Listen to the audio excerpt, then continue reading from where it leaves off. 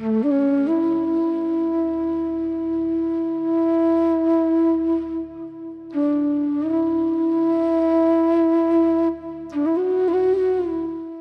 বাবার লাশ ঠিকঠাক মতো বুঝে পেয়েছেন? হ্যাঁ জি, আমি পুরো সম্পূর্ণ বুঝে পেয়েছি। না, কোনো সমস্যা নেই। আপনার কি হয়?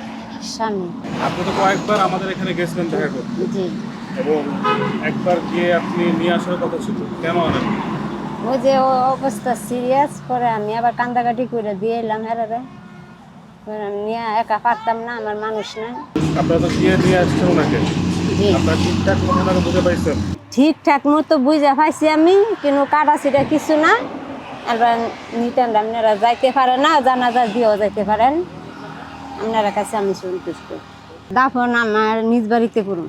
আজকে 8:30টার দিকে জানতে পারলাম যে উনি নাকি গত রাত্রে 3:20 মারা গেছে। তো ওনার শেষ ইচ্ছা ছিল যে ওনার ছোট ছেলের সাথে উনি ওনার কবর দেওয়ার জন্য ওনার ওয়াইফের কাছে উনি আবদার করে গেছে। তখন ওনার ওয়াইফই বলল, পরে আমি বললাম যে আমি ঠিক আছে, ওনার জানাজার হবে, জানাজার পরে আমাদের পারিবারিক কবরস্থানে ওনাকে দাফন করা হবে। যাকে আমরা দিয়ে যাচ্ছি আনোয়ার হোসেন, উনি আমাদের ওইখানে দীর্ঘদিন ছিলেন। মাঝখানে উনি গিয়েছিলেন কয়েকবার তাকে আনার জন্য, তার সাথে কথাবার্তাও হয়েছে। এবং পরের দিন দুপুরবেলা বলতেছে, স্যার আমি যেহেতু আমার আর্থিক অবস্থা ভালো না, আমি মানুষের বাড়িতে কাজ করি, আমার তাকে নিয়ে যে আমি যে চিকিৎসা দিব সেই সক্ষমতা আমার নাই, এখানে থাকুক, আমি মাঝে মধ্যে এসে দেখে যাব। এবং তারও ইচ্ছা ছিল যে লাশটা উনি নিয়ে আসবেন মৃত্যুর পরে। এর আগে কিন্তু আমরা প্রতিষ্ঠানে তাকে ভালো সার্ভিস দিয়েছি। তো হঠাৎ করে উনি ডায়াবেটিক্সটা আরও বেড়ে যাওয়াতে আমরা তাকে প্রথমে ক্লিনিক আছে সেখানে নিলাম।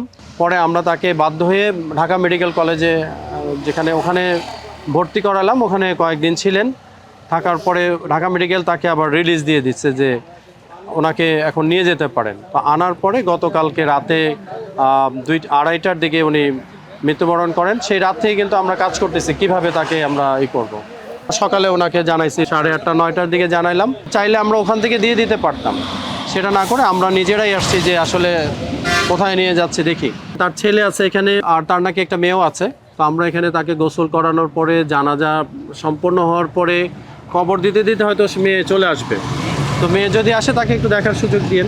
তো আমার কাছে একটা বিষয় লাগছে যে এই লোকটা জীবিত থাকাকালীন সময়ে যদি আপনার তার ছেলে মেয়েরাও যেত, তারা যেটা বলতেছে যে তাকে রাখা চিকিৎসার যে খরচ সেটা কিন্তু সরকার চাইলে দিতেই পারত। সানা স্বাস্থ্য কমপ্লেক্স থেকে তাকে চিকিৎসা করাতে পারতো। সেই সাহসটা তারা দেখায় নাই। দেখালে কিন্তু এটা হতো। সরকারের সেই সক্ষমতা আছে, অ্যাবিলিটিও আছে। অথবা আপনাদের এলাকায় অনেক মানুষ আছেন, ধর্নাঢ্য ব্যক্তি আছেন, বা এই সহযোগিতা করার মনোভাবে অনেকেই আছে, তারাও কিন্তু যদি কিছু সহযোগিতা দিত, তাও তো বাড়িতে থেকে সে তার পরিবারের সাথে মৃত্যুর সেই জায়গাটা কিন্তু পেত। আল্লাহ তাকে জান্নাতবাসী করুক, এইটাই প্রত্যাশা আমাদের। তো আপনারাও আসছেন, তো ওনার জানাজাটা সুন্দরভাবে সম্পন্ন করে ধর্মীয় রীতি অনুযায়ী করে তার দাফনটা হোক, এইটাই চাচ্ছি।